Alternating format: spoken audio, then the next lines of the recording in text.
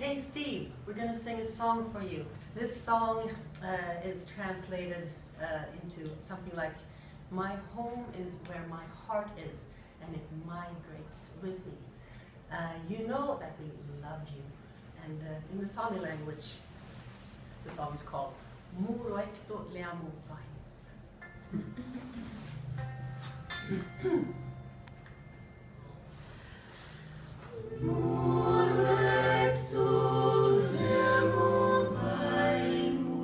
This was your mission, to make each and every one of your students the very best possible singer or musician that they could be. Look around at the incredible talent gathered in this room, and there's only one thing left to say, Steve. Bravo. Mission accomplished.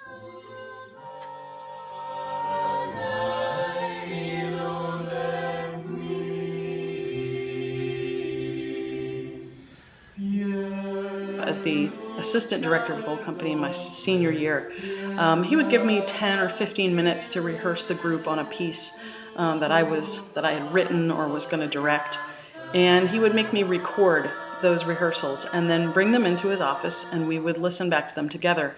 And very painfully, he would make me count the number of times that I said like or in rehearsal, and literally count them up, and that was super, super fun.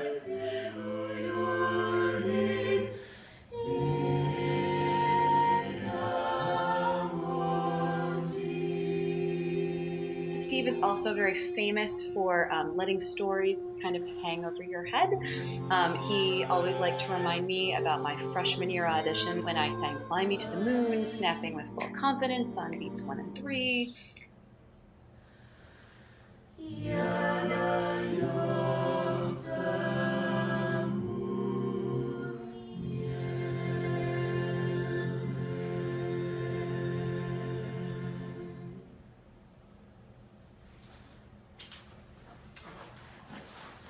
Hi everybody, Nich Mueller here. I have been the director of GC2 for 2 years now.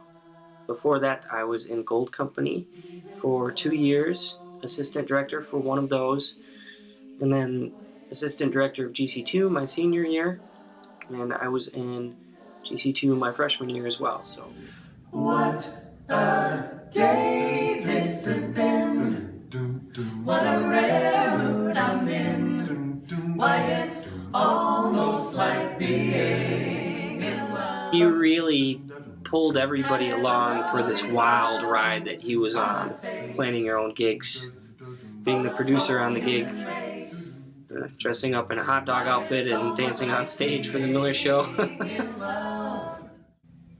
We really wish that we could be there in person to celebrate the life of Steve Zegree.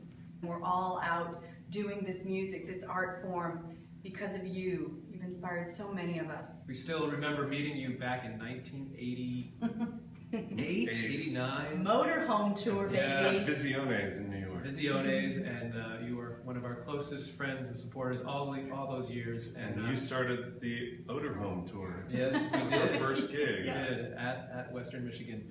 So we are so thankful for everything that you did for us and all of our community and all of the jazz community. He was my teacher, he was my mentor, he was my friend, he was my colleague. For people and things that went before. When he first called me and asked me to direct GC2, and I was honored, but I wasn't sure how that balance would work, because he had been my mentor. I love you more. And, so I walked into my very first audition for my very first year with GC2. And what I remember very specifically was this one auditionee walked in. She was a non-traditional student. She, as I remember, was very competent, but also very, very pregnant. And Steve, as always, was very focused on the important things. What was her 24-hour piece going to sound like? How great of a sight reader was she?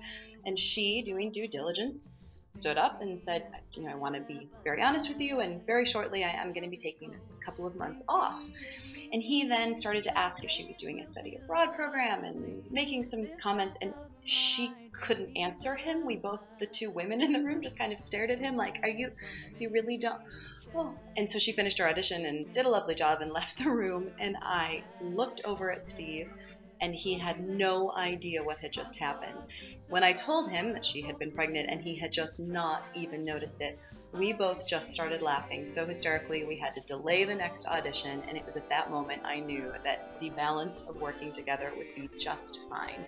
He always used to call me the busiest man in show business. I mean, what kind of expectation is that? Like, be the busiest person alive. But even so, it put a bar there for me that I'll probably always still be working towards achieving. Not that it's achievable, but he really provided the example. You know, he was the busiest man in show business. Family. Steve was our big brother. He was family.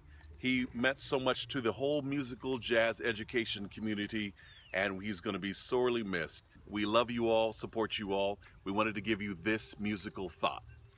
You can come as you are, all of heaven applauds, only one type of love in the family of love, oh family of God. We love you.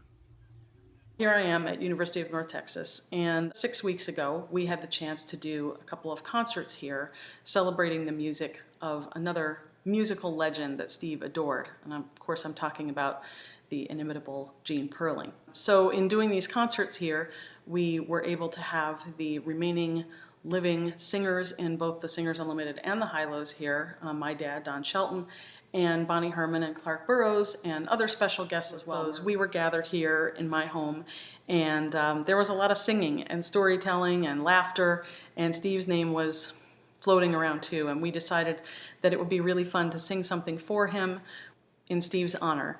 This is Gene Perling's All the Things You Are. Someday, someday, someday, I'll know that moment divine, when all the things you are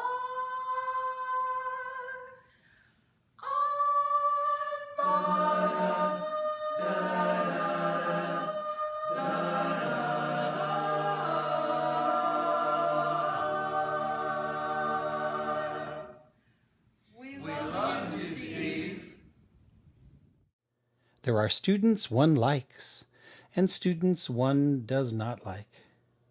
There are students one enjoys, and students one does not enjoy. There are students one respects, and some one does not respect. There are students who are smarter than their teacher, and some who are not. There are students who start out as students, but grow into friends. There are some of us teachers who are honored to be privileged in having had a student who qualifies for all of the positive aspects mentioned above. That privileged teacher is me.